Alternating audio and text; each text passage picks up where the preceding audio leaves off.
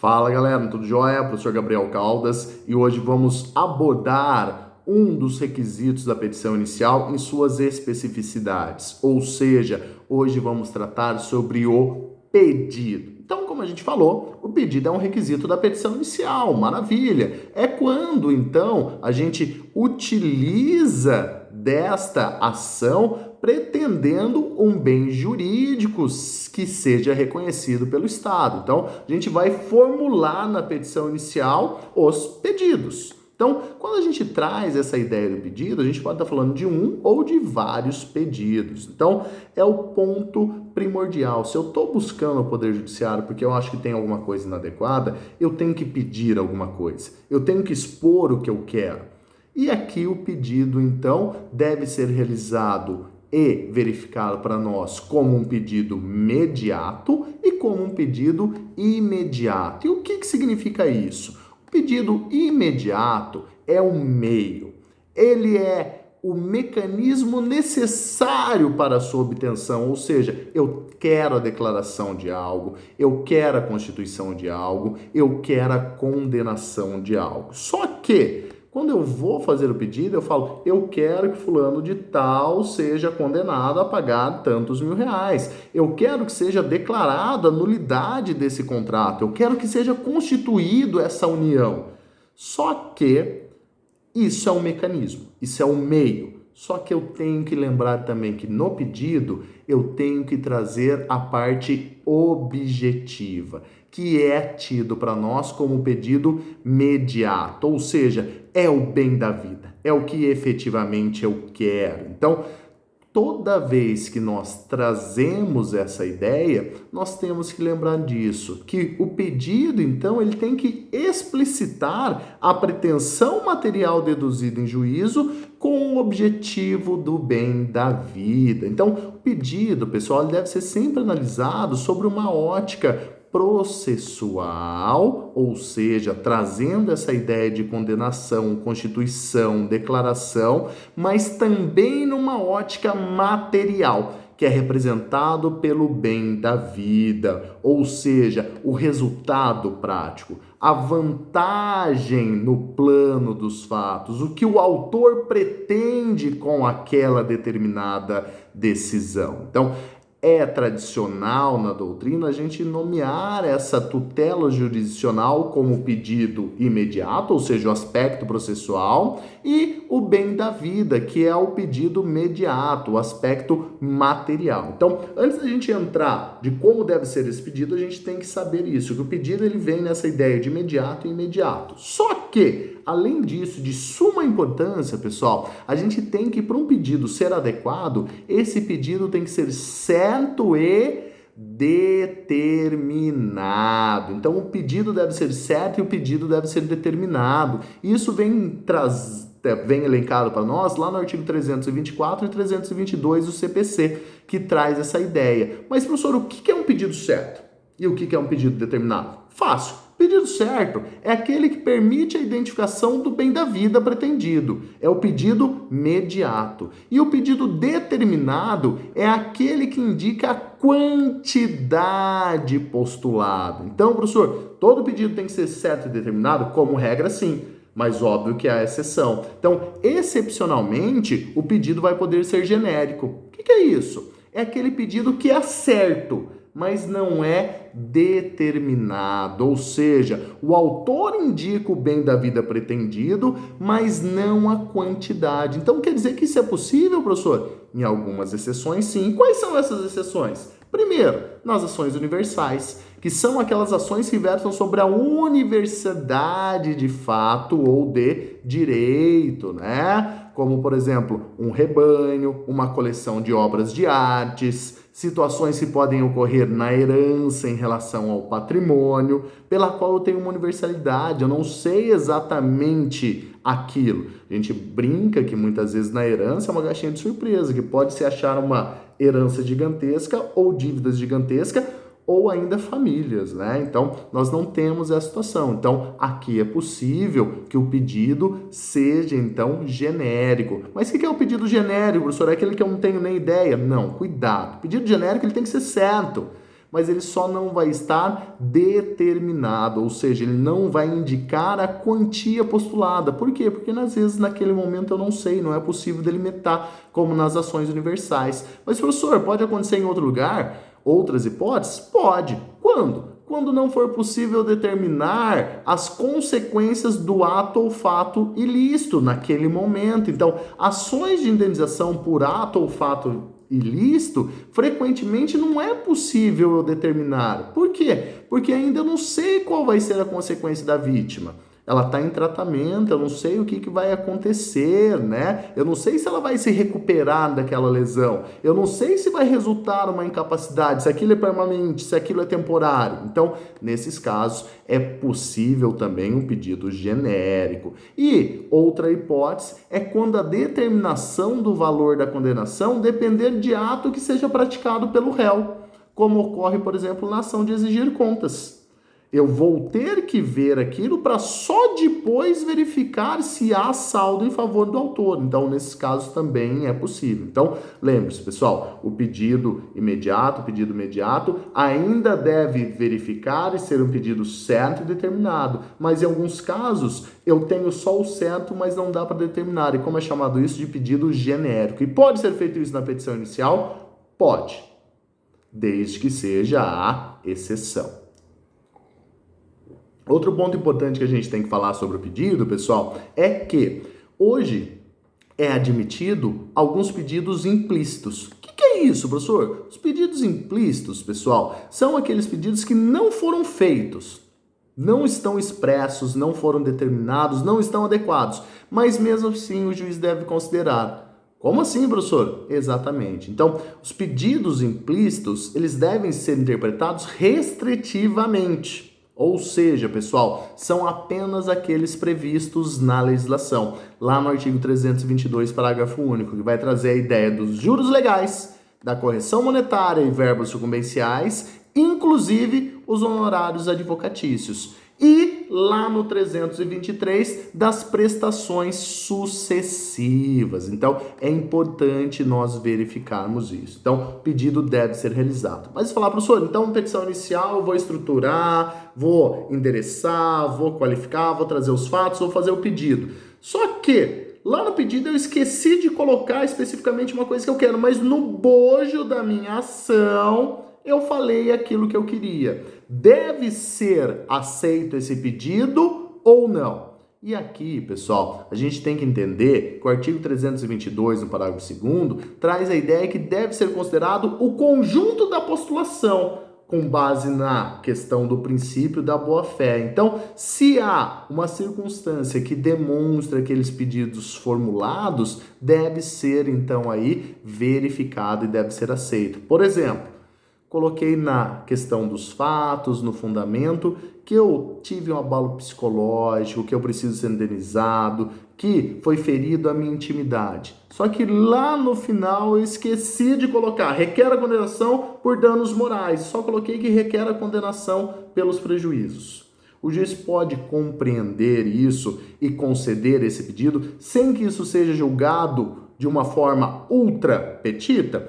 Hoje a interpretação é que sim, que se eu tratei dos danos morais e fiz toda a fundamentação, mas por um erro material, lá em vez de pedir danos morais eu pedi dano material, o juiz pode interpretar dessa maneira? Pode, lembrando-se sempre de utilizar a boa-fé. Então é importante nós trazermos essa ideia. Maravilha, já sei o que é o pedido. Mas, professor, é possível fazer mais de um pedido na minha petição inicial? Sofri um acidente de carro, posso pedir dano material, dano moral e dano estético?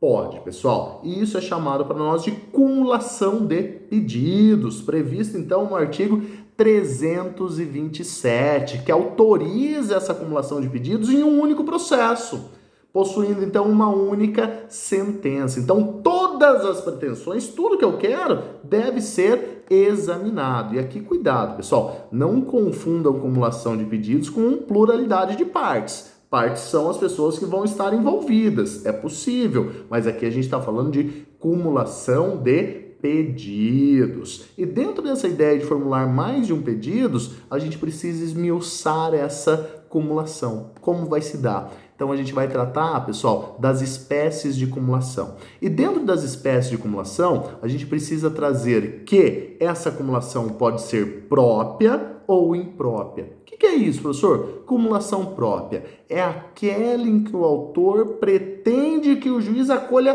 todos os pedidos. Então vou formular 4 pedidos: dano moral, dano estético, dano material e lucro cessante. Eu quero o quê? Que o juiz me conceda todos. Isso é uma acumulação própria. E a gente vai ver que essa acumulação própria, ela pode ser dividida para nós em simples e sucessiva, que a gente já vai abordar. Mas, lembre-se, acumulação própria, então, é aquele que o autor formula várias e quer que o juiz conceda todas. Legal! E qual que vai ser o oposto dela?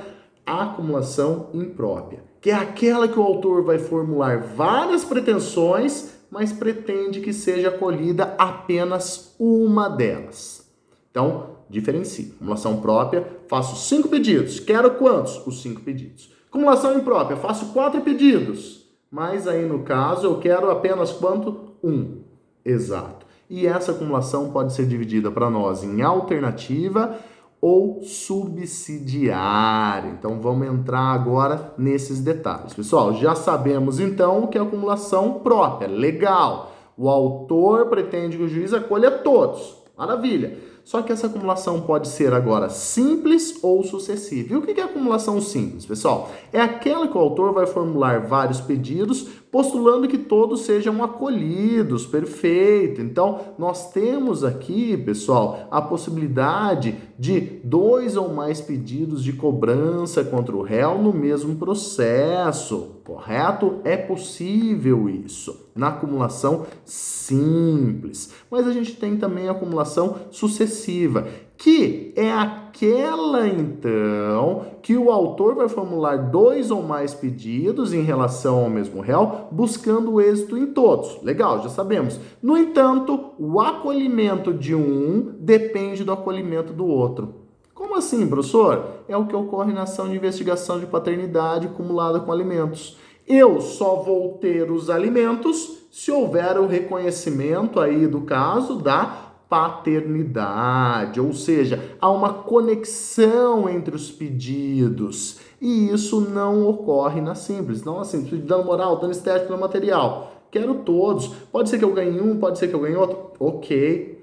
Mas e na questão da acumulação própria sucessiva? Um está atrelado ao outro, correto? Então é importante isso. Então eu pedi investigação de paternidade e o reconhecimento de alimentos.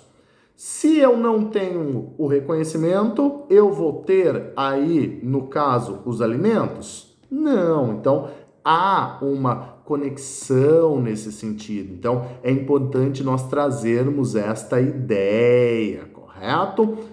Primeira verificação, ok. Partindo para o segundo, lembra que a gente falou que há ainda acumulação imprópria, que é aquela que a gente já disse que o autor formula várias pretensões, mas pretende só um. Legal, já sei, vamos complicar. Mas, professor, então esta acumulação imprópria vem subdividida para nós em 2 formas, correto? Quais são? Alternativa e subsidiária. E o que significa isso? Na alternativa, o autor vai formular mais de um pedido, mas pede o juiz ao acolhimento apenas de um. Já sabemos. Entretanto, o grande X é sem manifestar preferência por um deles. Então, o autor, no caso, vai formular vários e ele quer um deles. Qual? Qualquer um.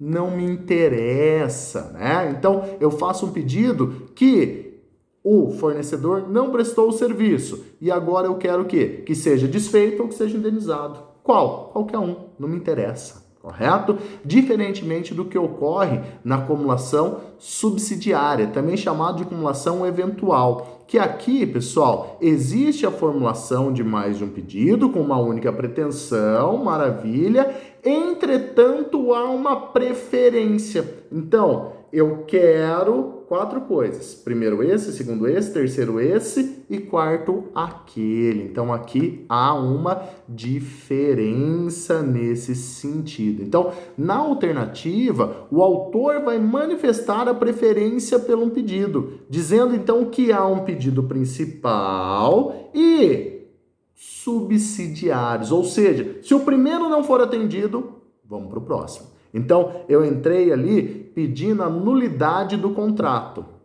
Mas caso não seja possível a nulidade do contrato, eu quero a nulidade de uma cláusula. Mas caso não seja possível, eu quero a nulidade de parte daquela cláusula. Então, a gente tem aí, formulado 4 pedidos, um deles para ser aceito, mas numa sequência, correto? Então, é importante a gente trazer isso.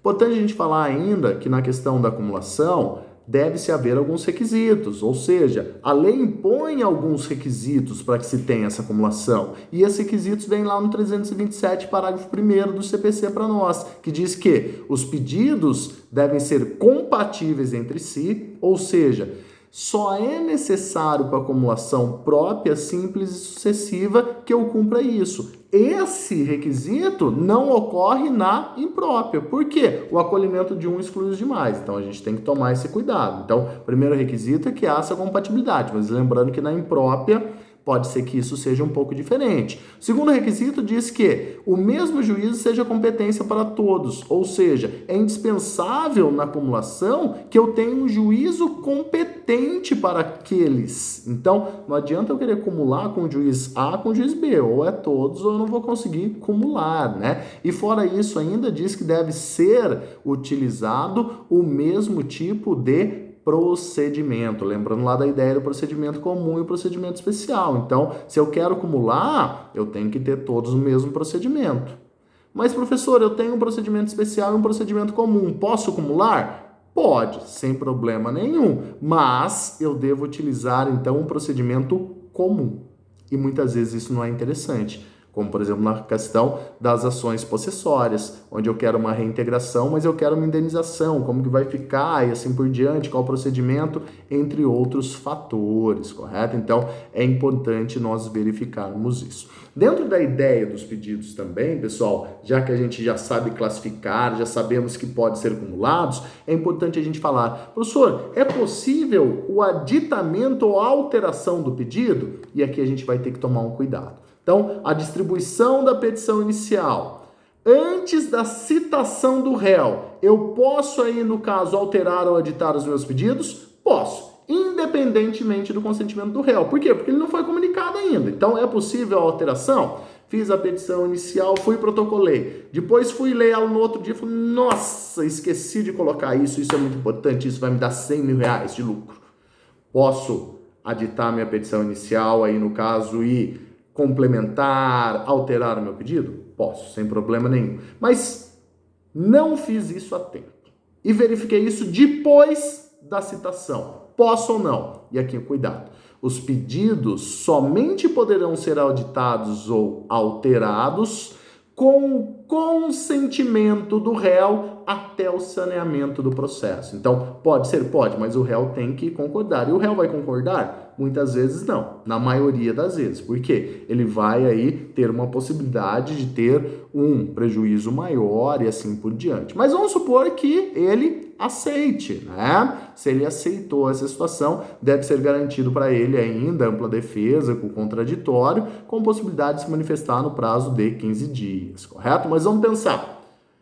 Quero alterar, já foi citado, já teve o saneamento do processo, posso mesmo com o consentimento dele? Negativo. Então, cuidado. Após o saneamento, pessoal, o autor não poderá aditar ou alterar mais qualquer elemento, inclusive o pedido. Isso por quê? Para garantir que não se comprometa a atividade das partes e do juiz até esta situação. Por quê? Porque no saneamento o Estado vai se preparar para o início do julgamento.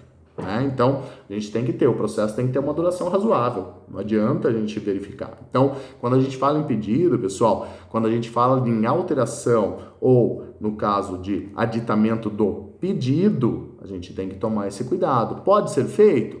Pode ser feito. Tenho que ver qual o momento. Antes da citação, à vontade, sem consentimento. Após a citação, pode? Pode, desde que o réu tenha dado o seu consentimento e seja garantido para ele ampla defesa e contraditório. Maravilha. E após o saneamento? Independente da vontade do réu, não posso. Ok? Então, cuidado com isso. Com base nisso, a gente aborda de uma maneira tranquila, de uma maneira aí um tanto quanto mais dinâmica para vocês, essa questão do pedido. Um forte abraço por hoje.